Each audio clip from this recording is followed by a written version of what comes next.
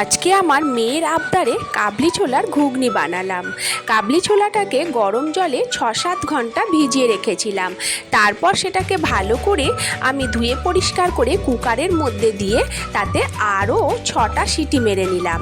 কুকারের মধ্যেই সরিষার তেল দিয়ে জিরে আর হিং ফোড়ন দিয়ে কোচানো পেঁয়াজটা দিয়ে ভালো করে ভাজা ভাজা করে নিলাম। এরপর তাতে আদা রসুনের পেস্ট, ধনে জিরে গুঁড়ো, লঙ্কা হলুদের গুঁড়ো দিয়ে ভালো করে মশলাটাকে কষিয়ে নিলাম।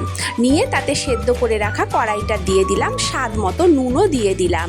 এরপর এতে সেদ্ধ করে রাখা আলুটাকে চটকে এইভাবে ভেঙে দিলাম যাতে ঘুগনিটা বেশ মাখো মাখো হয়ে যায়।